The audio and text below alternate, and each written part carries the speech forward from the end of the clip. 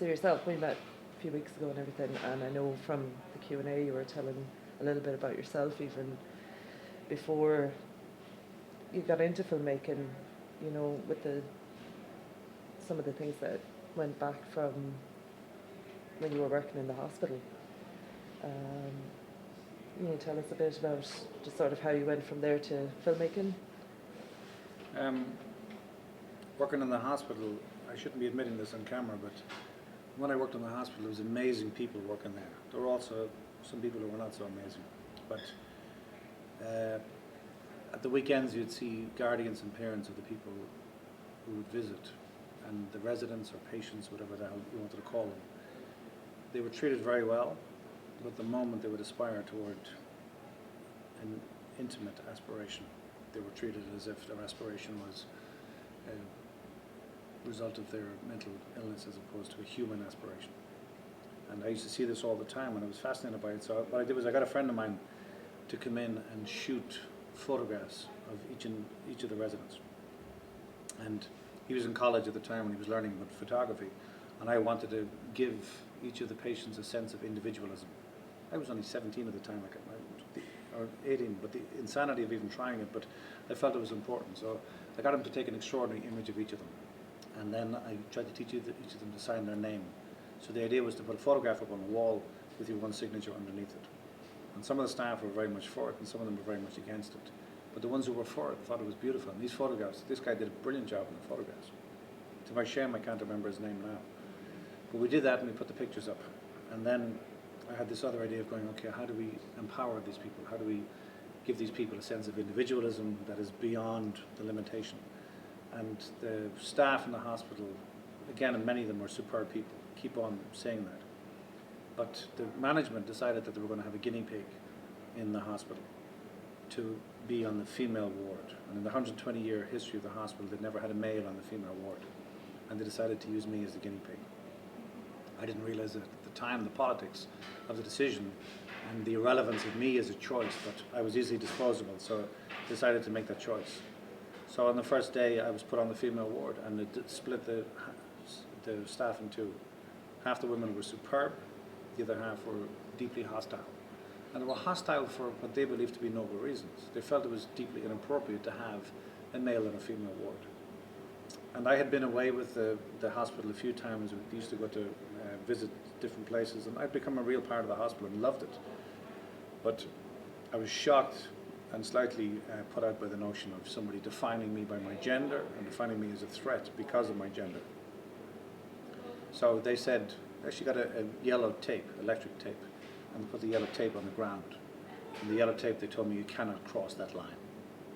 So the first thing I did was step over that. And there was a record player there, and I put on a record, and I think it was a Beatles song actually, and played the record. I put my hand out to one of the women who was there, who was one of the patients, and we started dancing. And it caused horror among half the staff, and literally laughter and mirth and applause among the other half. And then I was told, you can't do this, you can't do that. I went down to make the beds, and we told you will not be allowed to make the beds. All those kind of things. So eventually you find yourself immersed in a world where you go, I can't comprehend the hypocrisy of the notion of somebody defining me by virtue of my gender as a sexual threat, and then by virtue of their gender as somehow a victim, an inevitable victim. And also the presumption that somebody is not entitled to intimacy because of their mental condition.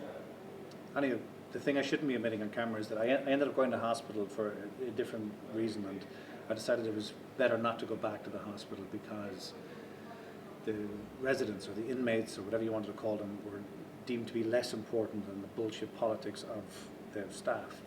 So I went back one last time and I robbed a Super 8 camera, which had been there for 25 years and never used. And I figured that perhaps I would do more benefit with that camera than being gathering dust in a closet. So I stole the camera on my last day, and I ended up giving it to Jimmy Fay, who now runs the Lyric Theatre in Belfast. So to the hospital, thanks for the camera and the experience that led to Patrick's Day. Well, it was upstairs gathering dust. So. No, Jimmy used it. No, well, in the hospital it was. Well, I would have been still there, yeah. But again, that's not the kind of thing you want to admit to on camera, because I'm sure some of the staff knew that the thief and gypsy bastard was me. So. Never mind. And by the way, thief and gypsy meant affectionately. Go on. totally affectionate. So it was there from the start, really, the art, the creating the art, the photos, um, in order to try and help people. Well, the idea of empowerment, the idea of, again, it's an idiotic aspiration for a teenager, but the idea of going, what is so different from these people, or what is so different from my experience than these people? And I had been like lonely to the point of cancer, and I'd been homeless and all that kind of stuff, and I felt a sense of empathy with them that perhaps I may not have if I hadn't been through that. But I know that when I was in the equivalent of their position, I desperately yearned for somebody to see me beyond a reductionist label, or see me beyond a reductionist fear fueled prejudice. And it came from that. And also I saw their reactions to the photographs. Some of them went crazy with delight, others burst out crying. Some of them refused to look in a mirror. And then the whole idea of teaching somebody how to sign their signature. I wasn't trying to explore John Proctor or something, but I wanted to explore what it meant to make somebody feel briefly empowered to be something beyond a structure. And then the fact that born out of that was the stealing of a camera was one of those strange slingshots to 20 plus years later when we have Patrick's Day. In between that time, were you influenced, or did you feel compelled to keep working in the more artistic photos, film, things like that? No, or did you go away for a while? I felt no sense of entitlement whatsoever, no sense of birthright. If anything, I was terrified, and then loneliness again is like a cancer. When it comes back to hit you a second time, it can be more powerful than before, because at least the first time you were a virgin in the whorehouse and you know a sense of what was coming. Second time around, you know exactly what's coming. So I wrote my first screenplay out of a complete sense of desperation, which was born out of a terror that I was going to be invisible or going to vanish or simply cease to exist. And I decided that I have no idea how to write. I never finished school. I never did the Leaving Cert. I never did any of those things. But I thought, okay, what's the simplest way to put two characters together in a room? And that's prison. So you set up a prison where people, two characters have no choice. They cannot leave that space. And then you introduce a third character that sends their life into a tailspin. And that script took me years to complete, but I completed it, and it was called The Dance Hall Bitch. And a friend of somebody gave a friend of somebody the script in Los Angeles, and I was on a first-class flight to Los Angeles to write a script for Daryl Hannah. And it's one of those things where this screenplay that was born out of terror and pain and fear, and having the courage to, not even the courage because you're terrified doing it, but deciding that you're going to try and write something from a place of your perspective, that you hope you're not alone in that perspective. Ended up becoming the first thing I ever wrote that ended up leading to commissions and multiple other opportunities. And now all this time later, I'm actually going to make that screenplay, The Dance Hall Bitch, as the third film. So no, not only did I not feel I was going to pursue something creative, I felt the opposite. I felt there was no hope or no point in that whatsoever. But obviously now, because this is your next part, this is what you're going straight into now, is Dance Hall Bitch. Just to touch again on, even like you said, putting the Beatles song on, and what I'm trying to look at is art helping people to change how they can open up. I suppose, what am I trying to ask you? I lost it there because I went down another road. It's okay. But yeah. Why do you think these people, I suppose, who were there and you took someone up to dance? What do you think is the difference between people who are going in now to watch Patrick's Day, who may come out? We saw it in Dungarvan. You've seen it everywhere. And how they're able to open up. Like, what do you feel is the difference between a piece of art and what maybe like even the government run, not putting them down, they need to address issues as well, but there's campaigns going for years and years and years trying to address all sorts of whether it be depression, suicide, or clinical mental illness that it's touched on here. So why is that more powerful? Why is your film more powerful, Rita, is the question. Well, the first thing is that the government should be put down. Like a rabid fucking dog, it should be put down. That's the damage it's doing. Secondly, these campaigns that are in play, a lot of them are lip service. There's an awful lot of people earning a very healthy annual salary for pouncing around an office or appearing in front of cameras and talking nonsense. And the very people that claim to be protecting or helping are doing fucking nothing for it. So we'll leave that aside for the moment because I don't want to cause offence to your viewers. Well, we will, but actually you're saying what I was afraid to say.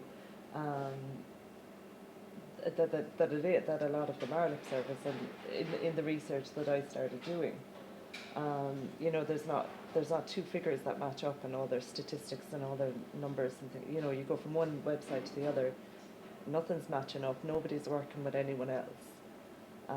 Yet you'll have however many people stand up and say, oh my God, I was able to relate to Patrick, I was able to relate, you know, to any of the characters. I've actually only seen the movie since I met you. I stood up, I left without my coat and my hat and everything. Like I couldn't function after it. I needed about a half an hour to I walked down Loch Atolia, like I went away on my own. So you can put it aside or you can talk about it, I don't mind, because that's my problem. There are a couple of simple things that, in the same way as when you talked about the care home or hospital, or whatever word, we keep on coming up with new phrases and language that are all equally patronising. But in that hospital there were magnificent staff and there were also some fucking scum.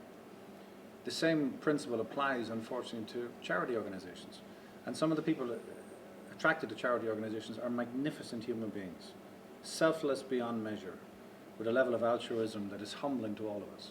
But it also attracts a bunch of marketing wankers who went to college, who know nothing about anything on any level, are paid an absurdly healthy annual salary to sit in judgment of people that they would never even stand beside in the street. Those people dressed in their fancy outfits and their college educations have the presumptive qualification to engage with this on a level that allows them to be completely disengaged from the very thing that they're supposed to be raising funds for. I think it's a huge issue. I think it's reflected in our government, which are, you know, essentially a bunch of mediocre morons on every level, the weakest members of our society, giving information and advice and suggestion for a cultural future. Appalling. The worst, weakest, most pathetic people in our culture, defining our culture, defies comprehension. Secondly to that, you have audience members. Audience members walk into a theatre, they put their hand in their wallet, and that wallet actually costs more than ever now, because money has lost so much value because of the very morons we were talking about who are controlling us. They walk into a cinema and what they want is a visceral experience that transcends the limitations and the fears and the doubts and the aspirations of their lives.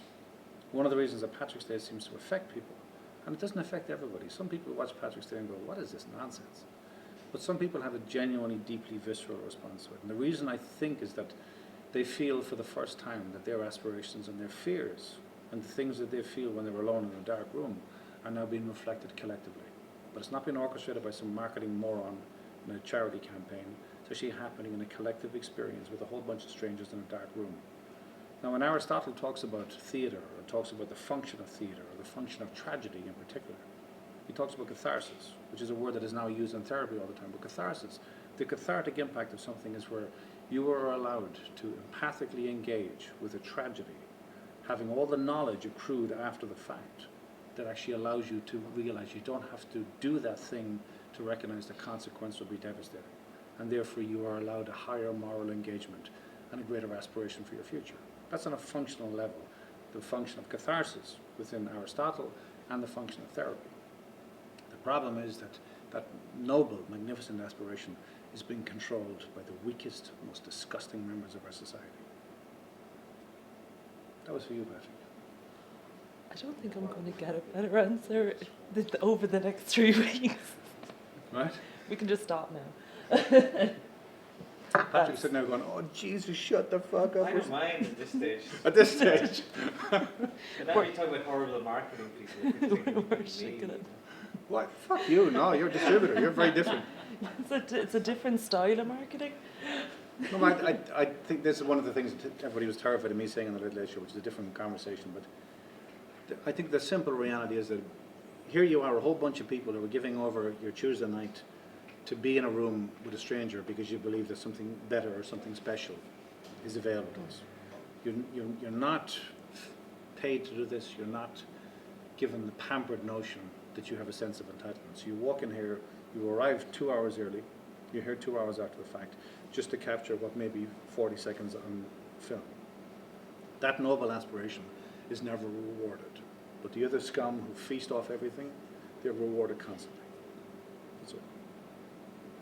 Well, it's true. I mean, we can all relate, and I had to pitch this idea to the guys as well.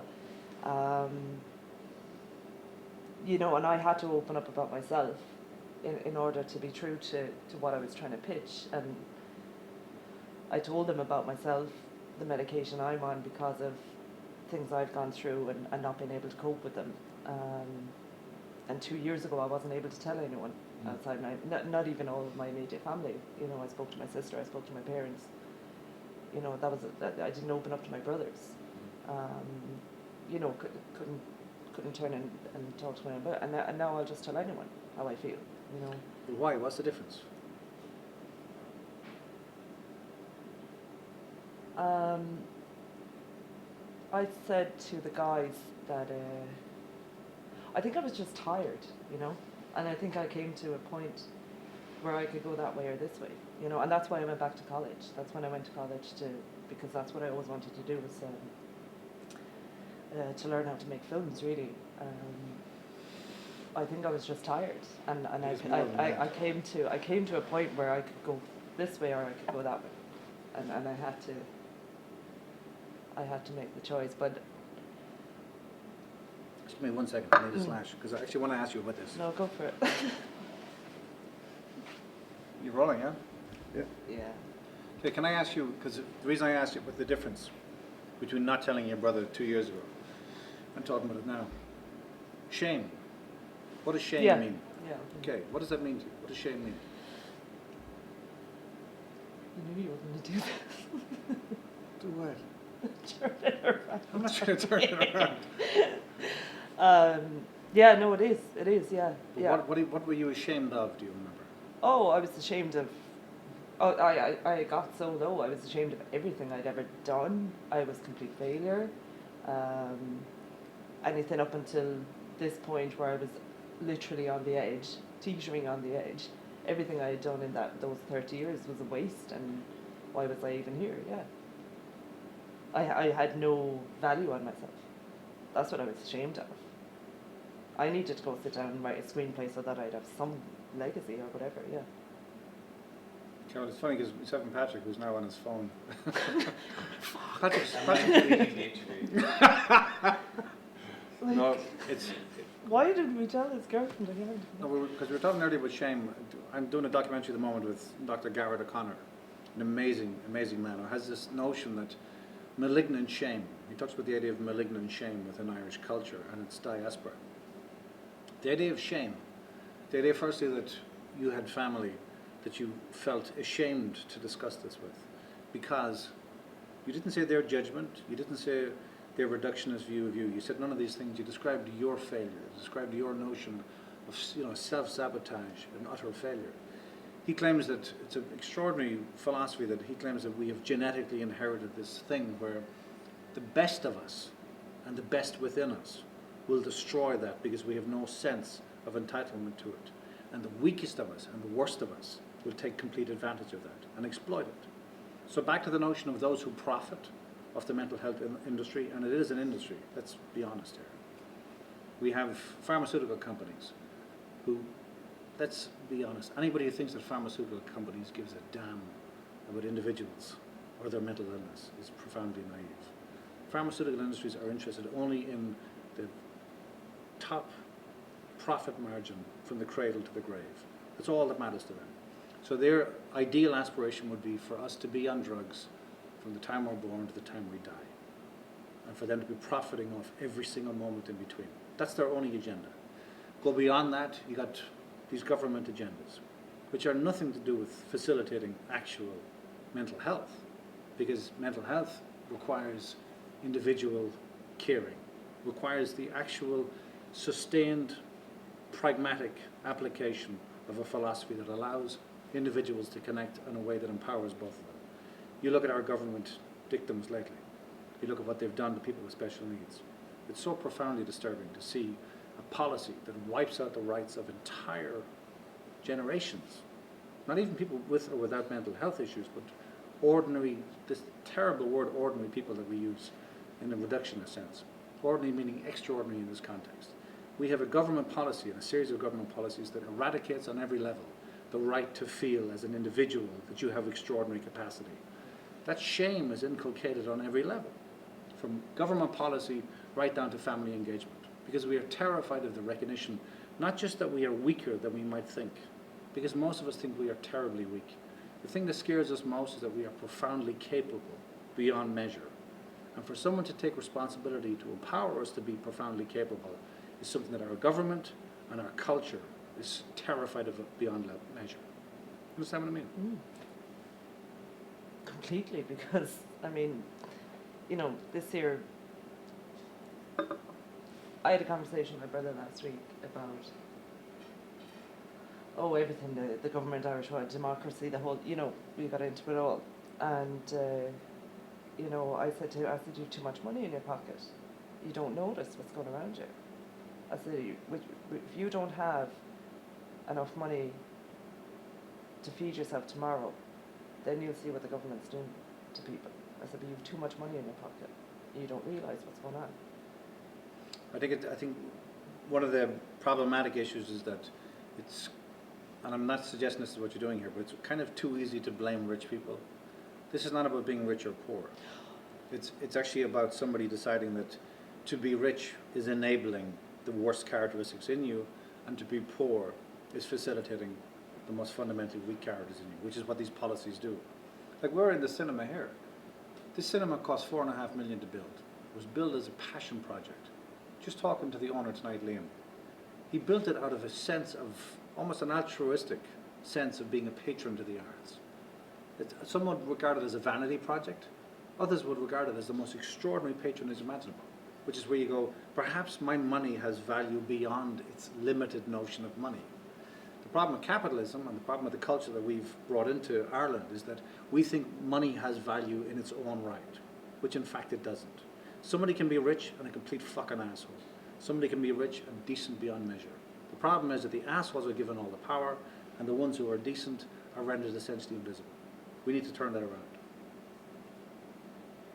Yeah, sorry, I'm just leaving a gap there. No, I wasn't suggesting that if you've money, you're part of it. No, I know you weren't. But I could see that he was me, you know, back when I had money, and it took me to not have money. Like, we're both still caring people, me and my brother, but it took me to not have money to actually be able to see what was going on. You know, I mean, I live on nothing.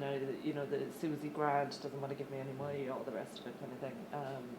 And it took to just be a normal person, trying to get on, to realise, you know, how bad. Tell him if he wants to learn how to be a decent person, I'll take all his fucking money and he can learn the hard way, no problem. No, he is a decent person. He is a decent person. He just doesn't see the government for what they are.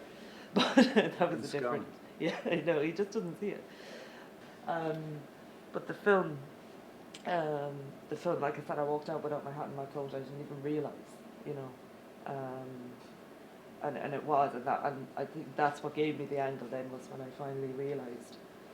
And, you know, when I said the idea to the guys, I talked about other films that you may or may not like, but other films that I had seen that had helped me. Was even recently Silver Linings Playbook. I thought it was a great film for that, you know, just like, here's a guy, his marriage broke down last year, his dad obviously had his own problems, you know, this kind of thing. And Patrick's Day, it's just you know, you've everybody in it, you know, and like Mo always says, you know, there's a Patrick and me and you, and it like was that, because I know that you started that screenplay a good few years ago as well. I started in New York. There was a director called Robert Pejo, wonderful director, and he flew me over to New York to he says, he'd seen sample scenes that we shot from the Dancehall Bitch in the Moonstone Filmmakers Lab. And he said, look, I don't know what we're going to work on, but I want to work with you on something. And we spent, he lives in New York, we spent 2 or 3 weeks in New York. And we'd get drunk and have fun and all those kind of things. And then eventually, he says, what are we going to write about? And we talked back and forward, multiple conversations. And then one night he says that he has a family cousin or whatever who's schizophrenic. And I said, that's something I want to write about. The idea of the difference between illusion and reality, which is something I'm obsessed with anyway. And it's probably going to be in everything I make. Charlie Casanova was, again, the constructed self, the fallacy of the self versus the actuality, and how the lie will give free rein to ugliness beyond measure as long as we protect the lie, which is, again, what our government does. Patrick's Day is the idea of using delusion, the aspiration toward love, and using it as a terribly cruel bite back. And Dancehall Bitch is about the idea of constructing a delusional woman out of a man. Whereas the idea of going, okay, what do we do, and why do we do it, and what kind of films do we want to make? I was in New York and I was talking about this with this director, and then I started to write it. And he ended up doing other projects, and the screenplay was whatever it was. And it hung around, and just like the Dancehall Bitch, there was several people who tried to buy it, or tried to, not even buy it, what's the word they use? What's the word they use when somebody... Option, yeah. The Dancehall Bitch was optioned 4 or 5 times, Patrick's Day was optioned 4 or 5 times, and it never happened. And then eventually you're in a situation where I made Charlie Casanova for €1,000 or whatever, and I thought, okay, what is the next thing that we can make that's possibly makeable? Tim Palmer, the wonderful producer Tim Palmer, he had seen Charlie Casanova, and he was one of the few champions of it, and he says, what else do you want to do? I sent him a bunch of screenplays over the weekend, and he, unlike most producers who are literate fucks, he read them all in that weekend. And he picked Patrick's Day and really liked it. And I says, okay, 6 months from today, you either get the money together or I'm going to shoot it on my phone. And that's one of the things that, because of Patrick's Day, when you make those kind of idiotic claims, people take you kind of seriously. But less than 5 months later, he had the money together, and that's how it got made. So it was around a long time, but not half as long as the Dancehall Bitch. The story I told you earlier about walking out of that flat in Rathmines where you felt like your world had changed. I remember typing the end in that screenplay and feeling like something might change. And I knew it wouldn't happen immediately, but I knew that going from the incredible loneliness of living in a bedsit to the possibility of sitting in a cinema in Carrick on Shannon discussing the third film you're going to make perhaps might not be as absurd as you might think.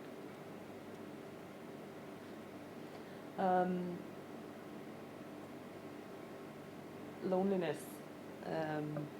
Guys are going to kill me, but I really want... One of the other guys that's another class doing their short films, and one of them has written a film called Lonely. It's a 3-minute, and he asked me last night to play the mother in it. It's on Thursday, it's like a one-day shoot, whatever. But I read the script, and once I'd seen the name, I just, you know, this word lonely, ever since the Q&A, is just sort of, it's taken on a new meaning. And what you said in the Q&A, I'm trying to remember the words you used, but what you said in the Q&A about loneliness, and what you just said there, you know, in the bedsit, and being left alone, and the difference that has, like that, even the word shame, you know, and trying to define all these words. What am I trying to say here? No, it's okay. I think one of the things about, and it's only Patrick's Day that brought this out, because one of the things we talked about with Patrick's Day was that we can't claim to be making a film about being open and honest without being open and honest ourselves. So we've never tried to engage in any ploys. You know, we've occasionally repeated an answer because that's within the construct that we're discussing, but you can't claim to be open without being open in return. And I had never admitted to being so profoundly cancerously lonely before. And one of the major reasons I didn't is because I was fucking ashamed of it. And when you're going through loneliness, especially I was a teenager at the time, I'd never understood what lonely meant. I was living in a disused attic in a unfinished building at the time. And I remember I used to listen to the radio at the time. And the radio finished at 11 o'clock at night at that fucking stage.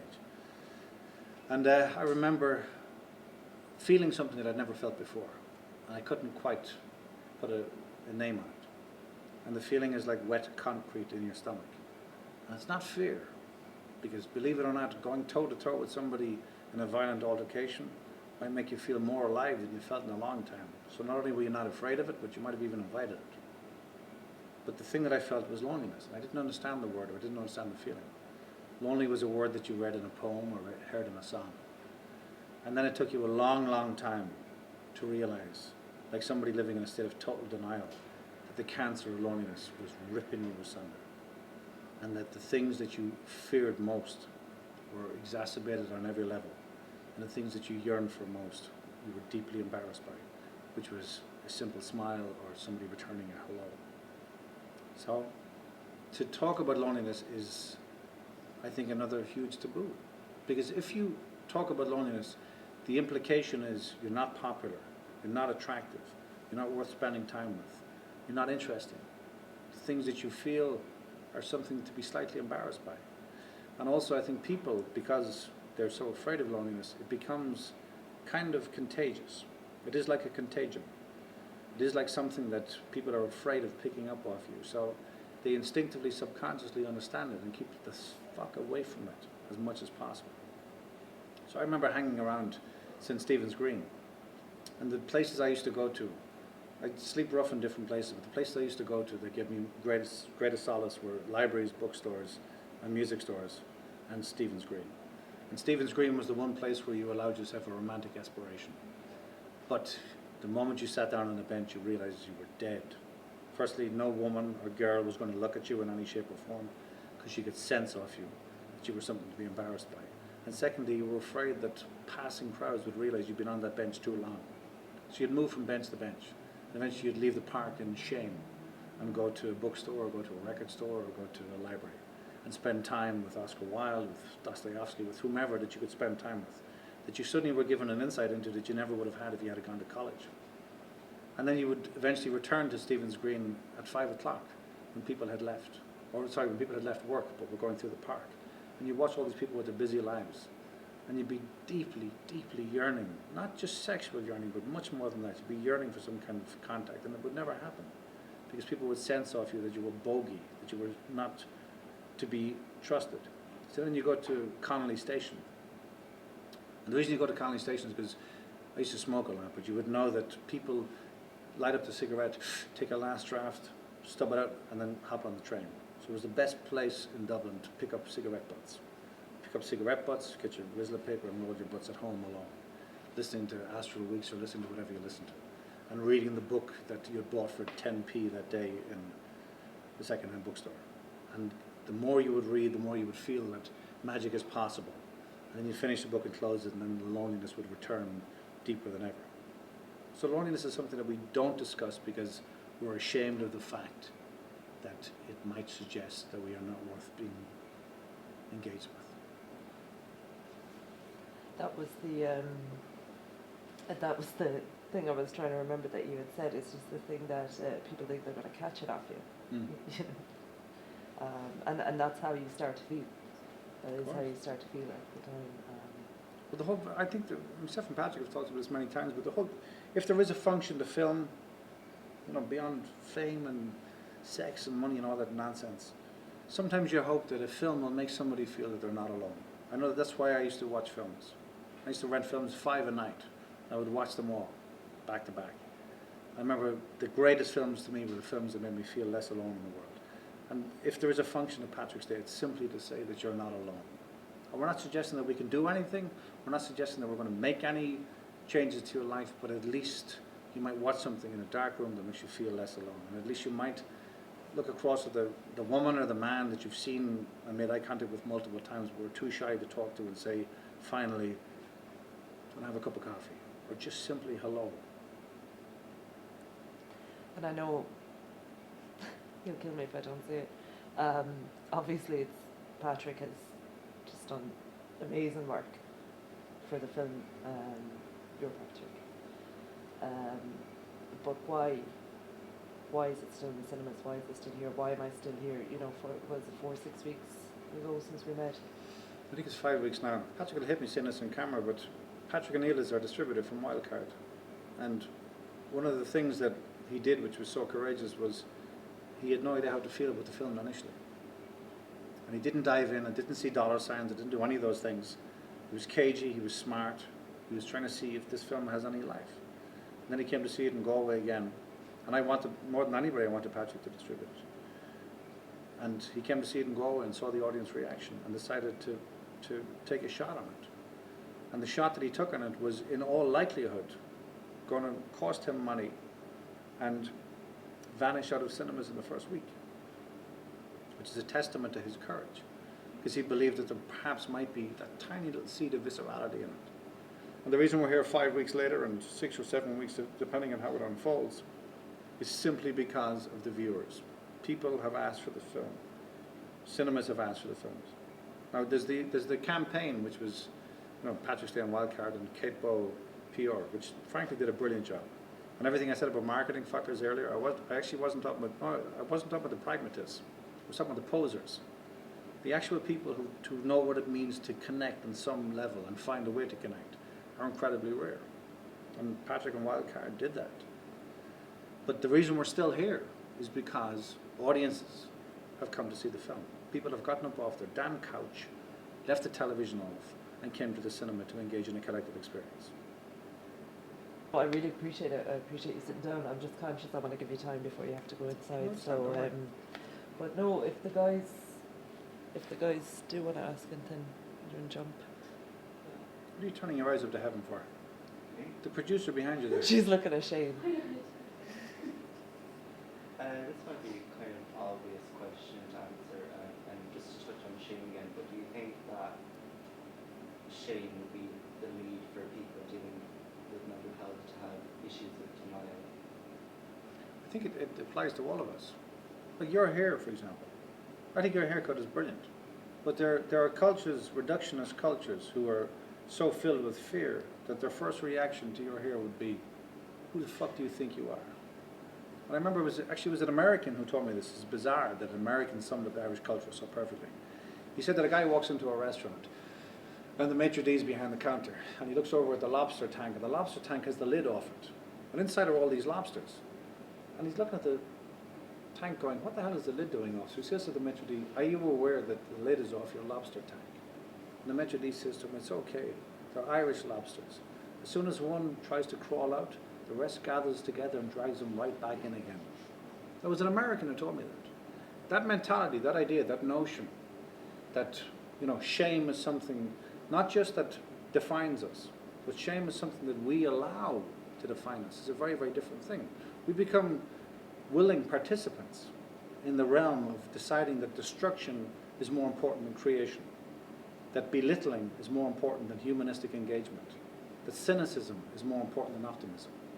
And again, it's one of the things that our government is doing to us. They are inculcating us in this realm of philosophical belief that these things are inevitable, that the only way to protect us is to be pragmatically ugly. Whereas in actuality, to do something remarkable requires courage, belief, but also a collective optimism.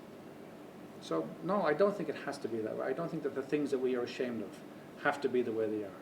I think that if we have the courage to step beyond it, like making a difference to your natural haircut, those tiny details are the things that define a better culture for all of us. Does that make sense? Yeah. Great fucking hair, by the way.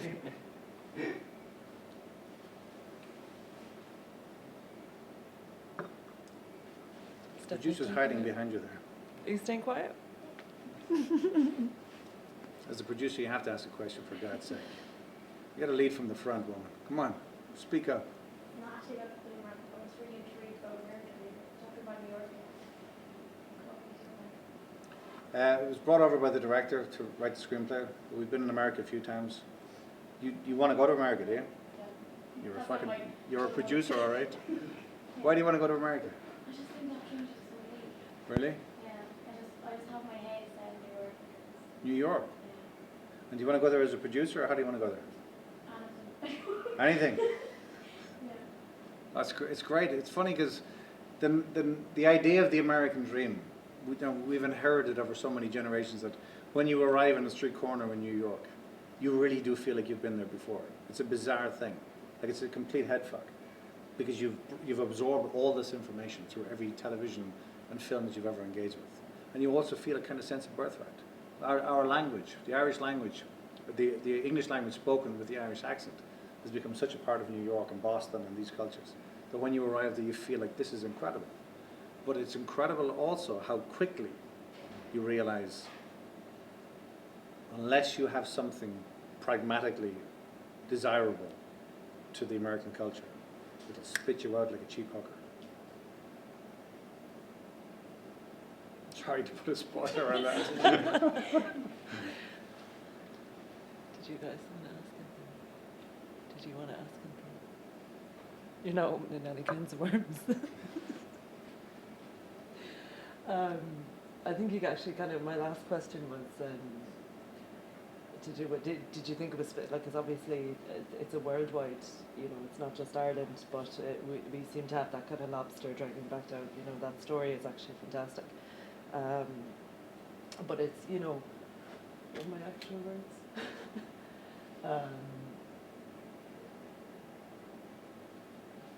It's not specific to Ireland, we can all feel like shit any day. But Right. why? I think the idea of it not being specific to Ireland, back to the idea of malignant shame, it's part of the idea of malignant shame is that any colonized culture has a whole series of reactionary, psychological and emotional inevitabilities. So a colonized culture, one of the things it does is that apparently, and this is something that is replicated again and again, but one of the things we do is that eventually when given self-authority or independence or whatever you want to call it, one of the things they do is they corrupt themselves to the point where they become infinitely worse than the oppressive regime that went before them. And it's fascinating to see that we are in a realm of engagement where mental illness in Ireland per ratio is extraordinarily high. One of the things they say is that in the famine, the weakest of us died, the strongest of us left, and the mediocre of us became the forefathers of the progeny that followed. And if we're the progeny of the famine mediocre, that's fucking deeply disturbing in its own right. But the idea of going, okay, what is it in our culture? I don't want to make all movies about Ireland, but this trilogy is one of the things you want to explore, which is you hope that when they say God is in the detail or the universal is in the parochial, that it makes a kind of sense. One of the things with Patrick's Day is that it's played in such an extraordinary way internationally because it's not about Ireland, but it is about the simple notion of truth within the familiar construct. You would hope that the same fundamental principles apply across the board, but there are also specific individualistic cancers that are in Ireland that need to be addressed that nobody seems to be addressing on a cultural level. Our television has a television show that is the most successful television show in 20 years. And that television show is about a bunch of guys in tracksuits who we need to fear because they're going to destroy us. While men in three-piece suits are ripping off our culture on every level, we got to question the working class. That's our cultural reaction to the bank bailouts in our national narrative. That's our national fucking broadcasters' response by demonizing the working class and protecting the controlling class. So again, you find yourself in a position where you go, what is it that Ireland needs to address? And one of the things we need to address is that capitalism is a failure all over the world, and we're coming on late after the fact, and we are more fastidious in pursuit of capitalism than any culture before us. And we got the worst scum imaginable protecting that notion, despite the fact that it has been exposed as defunct on every level, poisonous cancer on every level. Anyway, I'm going to stop with the politics though. No, but that's what's getting me, and I think that's before I sort of nailed down what I wanted to talk about, that was what was annoying me was that one of the other things I shared with the lads was because it was in February 20 years ago in February, my cousin took his own life, He was 14, I was 15. And I remember that time and everything. What was it, 95? And I just feel like nothing's changed, Yeah. you know. And at the end of the day, a 14-year-old guy died because he was sad, you know. And today, another 14-year-old guy died because he's sad as well. And that we haven't fixed that in 20 years, you know. And that was really, really bugging me. And I feel it's definitely, you know, I know, you know, I'll hammer on about government, whatever, but you know, at the end of the day, they are a big part to blame. Obviously, our culture. And just saying about being in America as well, like you've spent time there. You know, culturally, I think they actually are a bit more advanced in that they can talk about, you know, being in therapy, or I'm in therapy because, you know, and they're great at doing that. And we always used to laugh at that. Oh, Americans and their therapy. But it's like, oh, look at the Americans addressing their issues, you know. It's ludicrous, like, to laugh at it. But again, that was our shame. That was our shame as an owner. Shame is the word. Yeah. Can you just give me 1 second? I just want to use the jacks because actually, No. I want Yeah. to go back to it because it's very, very important what you say there. Give me a second, Max. I'm watching We have time. It's okay. the 137, yeah. answer. One last answer, then we'll stop. Okay, you're talking about the idea of 20 years ago, the idea of a family narrative and how things haven't changed. It was about 25 years ago, I called a helpline, and I won't name the helpline out of courtesy to the people who I'm sure do remarkable work there. But I was suicidal and I was attempting to commit suicide at the time. And in the hallway of the bedsit I was living in was a coin box. And I put the last bit of money I had into the coin box in a state of profound desperation. And I called and I spoke to the individual who was on the line. And in a slightly, frankly, patronizing voice, they talked about what I need to do in order to protect myself from the inevitable desire to wipe oneself out. And as the conversation progressed, the beep beep of the coin necessity clicked in, and I had no money left. And I asked the individual on the phone, I've no money left, could you call me back? And her response was, how long are you going to be? And I swear to you, I burst out laughing. It was actually the beginning of turning everything around, because I thought, this is an organization that's been set up to help me and everybody like me in this moment of need. And yet, the greatest answer you can give at this moment in time is, how long are you going to be? Now, 20 years later, that organization, and I probably called them about 11:30 at night. 20 years later, that organization would not have had their phones manned or womaned or personed, or whatever you want to call it, at 11:30, because all their funding has been cut. Not only has nothing improved in 20 years or 25 years, they've had their funding cut and they've been treated like an aberration in society. So not only have we not progressed, we have done untold damage. And these regimes that are in place now claim, they pay lip service, but in actuality, people with mental health issues or people with loneliness or people with anything that is in the realm of the disenfranchised are regarded as a waste of society and are regarded as people that need to be erased as quickly as possible. People on welfare, people with special needs, the elderly, gay. To be gay was very recently deemed to be an aberration worthy of a law making it illegal. That's the culture we're coming from. In actuality, people who need us most are deemed to be the biggest waste of time right now. And the punitive measures that have been put against them on every level is an indication of the society we're living in. And they say that you can only judge a society by how we treat our most vulnerable. How our vulnerable have been treated now is unprecedented in modern history. And it's capitalism and fascism dressed up as democracy. And it's sickening beyond measure. So not only has nothing changed, it's gotten much worse. And the only people who are going to change it are us, through cinema, through art, through culture, through protest, through collective humanism, where we dispossess these scum who are in power and take power back to protect the vulnerable.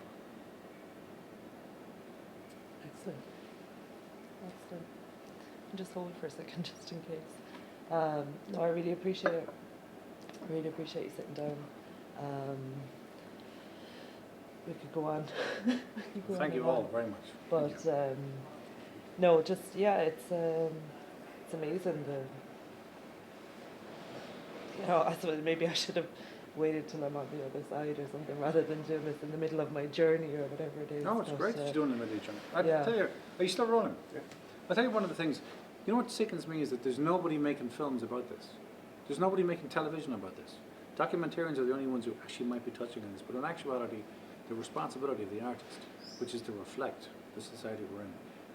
What was the last Irish film you saw on any level that was about this nature of cancer? What was the last piece of theatre? What was the last piece of television? Where are the artists? Where are the dispossessed? Where are the disenfranchised? Where is the protest? Where are the voices that are going to change this culture? They don't exist.